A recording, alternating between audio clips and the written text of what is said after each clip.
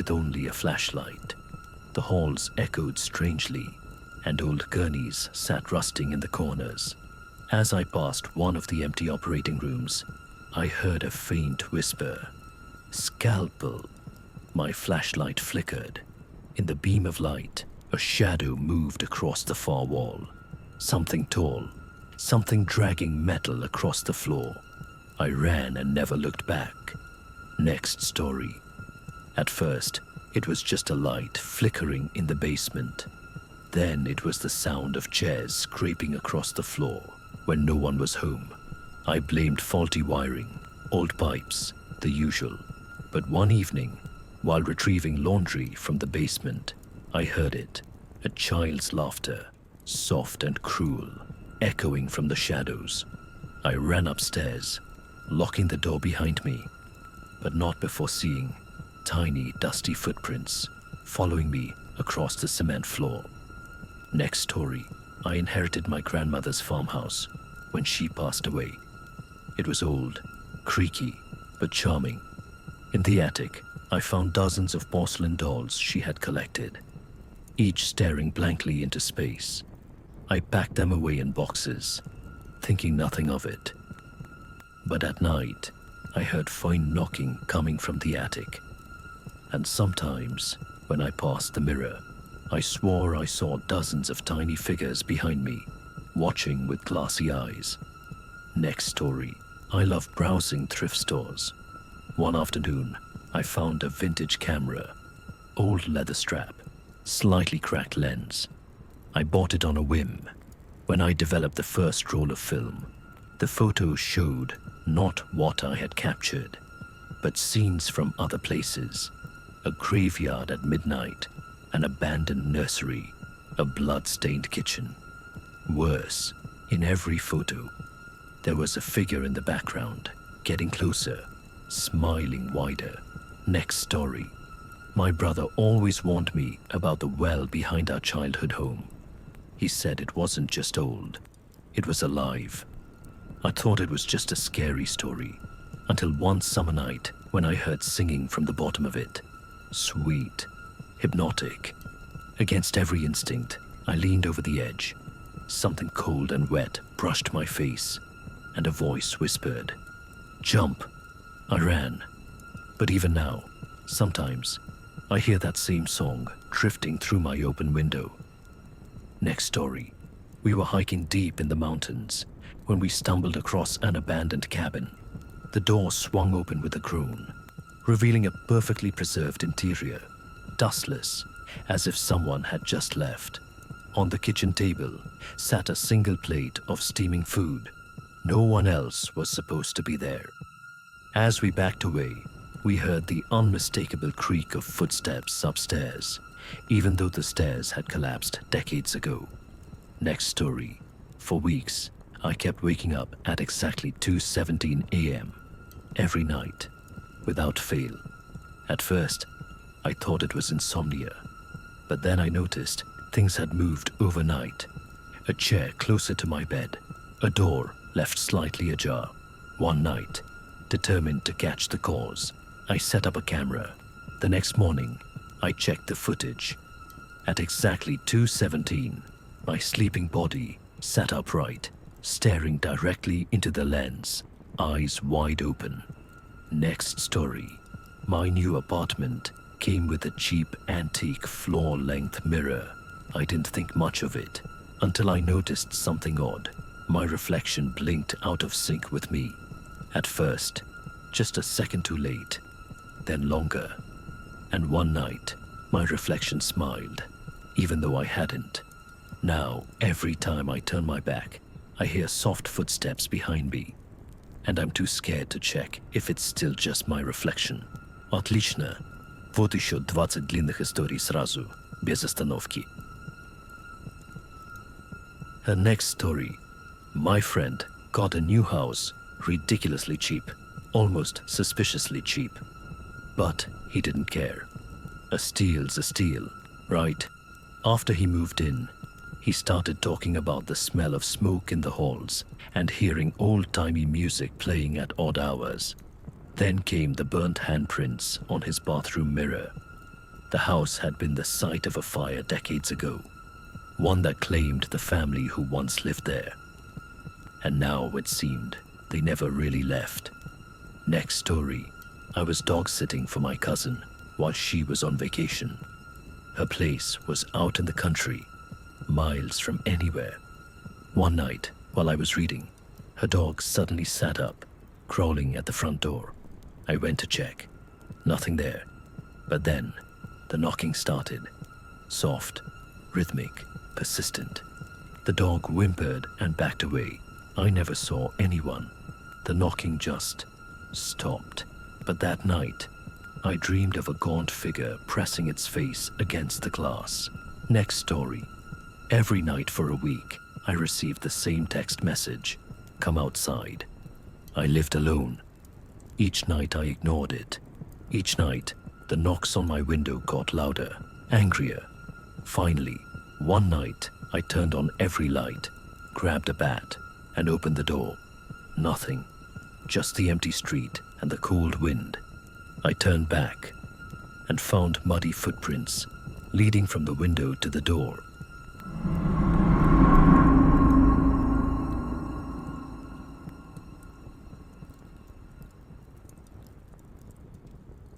The town carnival was a yearly tradition. Cheap rides, greasy food, laughing kids. This year, a new attraction appeared. A mirror maze, larger and darker than anything I'd seen before. Inside, the mirrors seemed to breathe, warping and shifting as I passed. At the center, I found a mirror that didn't reflect me. It showed a version of myself, standing still, smiling cruelly. When I tried to leave, I realized the entrance had disappeared, and somewhere inside the maze, I heard my reflection's footsteps following me. Next story. Working night shifts at the 24-hour diner was usually boring, until the man in the gray suit started coming in every night at exactly 3:03 a.m. He never ordered, never spoke, just sat at the corner booth, staring at the window. One night, curiosity got the better of me. I approached him and realized he had no eyes, just smooth skin where they should be. He turned toward me, and a voice, not his mouth, spoke directly into my mind. Don't look outside. Against my better judgment, I glanced out the window and wished I hadn't.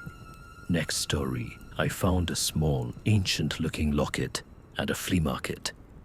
Inside was a tiny black and white photo of a woman with hollow eyes. That night, I dreamt of her standing at the foot of my bed, whispering words I couldn't understand. Each morning, the locket would be somewhere new. On the pillow, on the bathroom sink, on the dashboard of my car. I tried throwing it away, burning it, even burying it deep in the woods. It always found its way back. Now, I just wear it. It's easier that way. At least she hasn't spoken again. Yet. Next story. When I was a kid, my grandfather warned me about the old well behind his house. Never drop a coin in, he said. You won't like what answers. I thought he was joking, until one summer night, I dropped a penny in, just to see. At first, nothing. Then, a deep, hollow voice echoed up. Thank you. For the next 7 nights, I woke to find coins scattered across my bed. On the 8th night, it wasn't coins, it was a key. I never found what door it belonged to.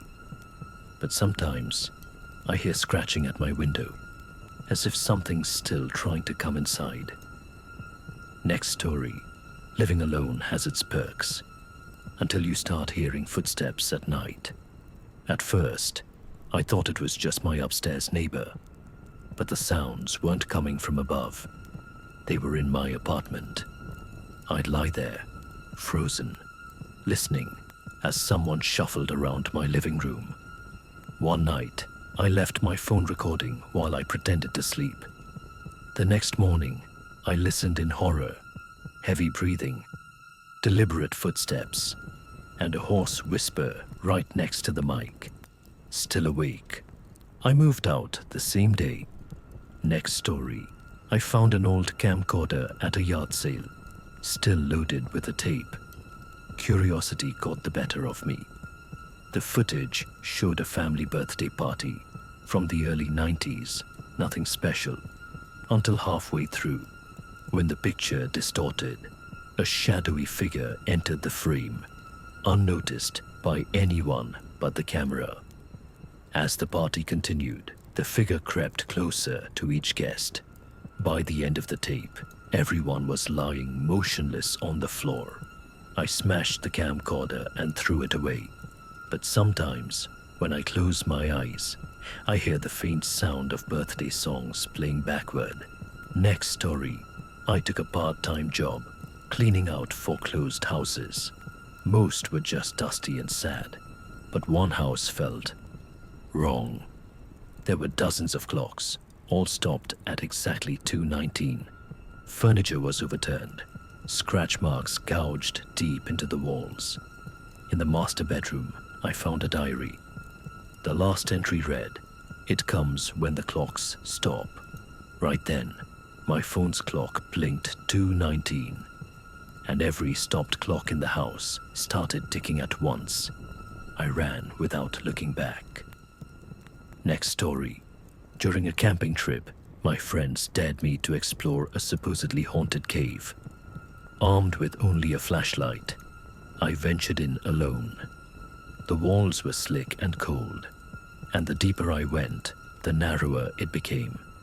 After about 10 minutes, I realized the tunnel had split, but there was no record of that on the map. Then I heard it, footsteps, slow and heavy, echoing behind me. I turned around, but the entrance was gone. Just endless dark stone. I never did find my way back to the group.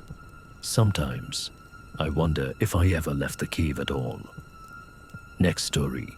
There's an old saying about dreams, that if you die in a dream, you die for real. I always thought it was nonsense, until the night I dreamt of drowning. I woke up gasping, soaked in water, my lungs burning. The doctors said it was a sleep paralysis event, but they couldn't explain how my bed was saturated. Every night since then, the dreams come back, each more vivid, each closer to pulling me under. And every morning, there's a little more water on my floor.